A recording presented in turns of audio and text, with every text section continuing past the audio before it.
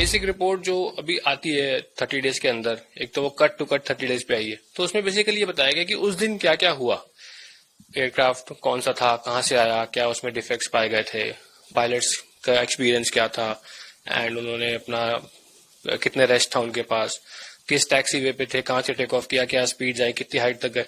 तो एक बेसिक आया। दूसरा, जब क्रैश हुआ तो एयरक्राफ्ट के कौन कौन से पार्ट्स किस कंडीशन में इन्वेस्टिगेटर्स को मिले, इन्वेस्टिगेटर्स कौन कौन है। तो बड़ा इंपॉर्टेंट है कि अब देखेंगे कि जो फ्लैप वाली थ्योरी थी वो खत्म हो गई, रैट निकला है कि नहीं वो कंफर्म हो गया कि रैट निकला था, थ्रस्ट लीवर्स किस पोजीशन पे थे क्रैश में, और बाकी चीजें। तो मतलब उस दिन क्या क्या हुआ वो उसमें मेंशन है, लेकिन एक्सीडेंट क्यों हुआ वो जब मेन रिपोर्ट आएगी उसमें तो आई थिंक काफी टाइम लग जाता है, साल 2 साल लग जाता है, वो उसके बाद में आएगी।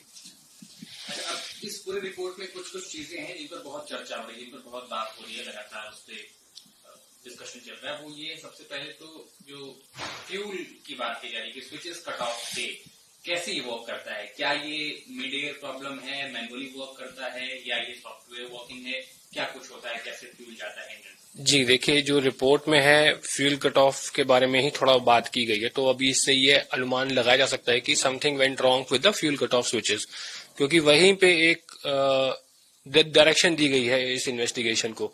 तो फ्यूल बेसिकली देखिए कोई भी एयरक्राफ्ट कैसे काम करता है, आप फ्यूल इंट्रोड्यूस करते हैं, एक कंबशन होता है, फ्यूल इग्नाइट होता है, प्रेशर बनता है, वो फिर हाई प्रेशर से पीछे से निकलता है, and then that's how the engine generate thrust. तो अगर आप बेसिक चीज है फ्यूल और इग्निशन, तो फ्यूल ही काट देंगे तो इंजन तो बंद हो गया आपका। तो उसमें वही बताया गया है कि यार फ्यूल कट ऑफ स्विच था, वो रन से कट ऑफ में आ गया। रन मतलब फ्यूज जा रहा है और कट ऑफ मतलब आपने काट दिया उसको। तो आपके जो पायलट के पास भी थ्रस्ट लीवर्स होते हैं और इंजन के कंट्रोल होते हैं, तो यू आर कंट्रोलिंग दी कितना फ्यूल जा रहा है उसमें।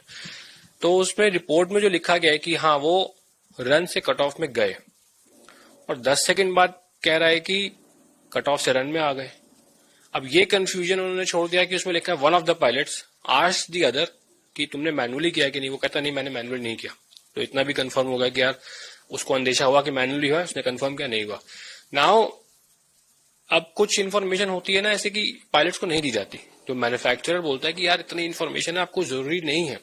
बहुत चीजें बोइंग और एयरबस ऐसी बनाते हैं जो कि एयरक्राफ्ट खुद ही करता है, कुछ पायलट्स के लिए होती है, कुछ इंजीनियर्स के लिए होती है, और कुछ मतलब लिखी होती है बट आपके लिए जाननी जरूरी नहीं है। तो अब वो क्या बोइंग ने ऑटोमेटिक उसको कट कर दिया, वापस इंट्रोड्यूस कर दिया।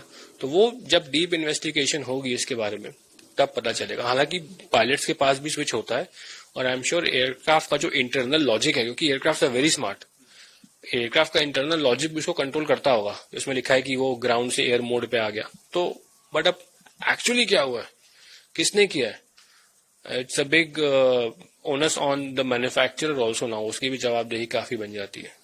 अच्छा, इसमें जो वॉल्व की भी चर्चा चल रही है, वो क्या होता है, कैसे वर्क करता है, क्या इन्वॉल्वमेंट है? तो जब आप कोई स्विच कंट्रोल करते हैं, बेसिकली वॉल्व भी कंट्रोल कर रहे हैं, उसकी वॉल्व को खोल रहे हैं या बंद कर रहे हैं स्विच को। तो जब आप रन पोजीशन में तो वॉल्व खुली हुई है, फ्यूल फ्लो कर रहा है, जब कट ऑफ पोजीशन में तो वॉल्व बंद कर दी, फ्यूल वहां बंद हो गया। अब दुख की बात यह है कि दूसरा रिपोर्ट में लिखा है कि रन से कट ऑफ गया, जैसे उसने टेक ऑफ किया, हमें जबकि देखिए ऐसा लग रहा था कि शुरू में जब देखा हमने वीडियो कि काफी दूर तक गया, फिर इंजन फेल हुआ, और उसमें लिखा है नहीं, उसने एयरपोर्ट की पेरीमीटर वॉल भी क्रॉस नहीं की थी 180 नॉट्स पे, वो रन से कट ऑफ में चला गया। 155 पे लिफ्ट ऑफ हुआ, स्पीड बिल्ड हुई 180 पे वो कट हो गया, एयरपोर्ट की पेरीमीटर वॉल भी क्रॉस नहीं हुई थी। Because of the inertia it gained little altitude, क्योंकि थोड़ी एनर्जी होती है आप में, एनर्जी लूज करते करते टाइम लगता है, उस एनर्जी से भी आप कार में एकदम से एक्सीलेटर छोड़ेंगे तो गाड़ी रुक थोड़ा जाएगी, थोड़ी आगे जाती है ना, तो इनर्शिया से ऊपर गया, एंड देन वो कट ऑफ हुआ। 10 सेकंड के बाद दोबारा आ भी गया। एयरक्राफ्ट फेडेक जो होता है, full authority digital engine control, वो एक समझ लीजिए एक तरीके के इंजन का माइंड है, वो सारी चीजें कंट्रोल करता है। पायलट जब हम लोग जब इंजन स्टार्ट करते हैं तो हम 2 चीजें करते हैं, मतलब मैं अपने एयरक्राफ्ट की बता रहा हूँ, इग्निशन ऑन ताकि उस कंप्यूटर को पावर जाए, और मास्टर स्विच ऑन, 2 काम करते हैं हम नॉर्मल इंजन स्टार्ट में, बाकी सब फेडेक करता है। कब फ्यूल डालना है, कितना टेम्परेचर है, ईजीटी मेजर करेगा, इट्स लाइक समझ लो आप एआई। तो फेडेक ने दोबारा जब फ्यूल शट ऑफ आया रन पोजीशन में, दोबारा उसने इंजन रीलाइट किया, डिसेलरेशन स्टॉप भी हुआ, उसने फाइट भी मारा, but I think time was too less, वो स्टार्ट नहीं कर पाया। एंड देन जब इनर्शिया था, जब कटा ऊपर गया ना, जब नीचे आया तब भी इनर्शिया काम कर गया, वो इट क्रैश्ड।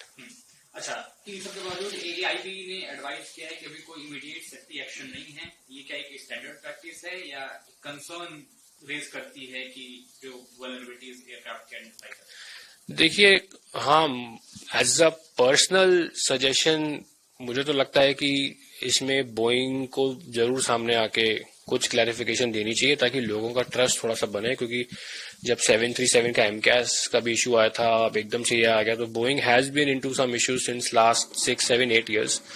तो अब एक्चुअली जब इस रिपोर्ट में भी साफ नहीं हुआ कि पायलट ने किया है कि सॉफ्टवेयर ने किया है, और ये लिखा हुआ है कंफर्म कि पायलट ने बोला उसको, क्योंकि अगर सिर्फ पायलट गलती से कर भी देगा ना, वो ऑन ऑफ 10 सेकंड में करना मुश्किल है। अगर काट देगा, वो कहेगा हाँ ठीक है करता हूं, दोबारा कर देगा।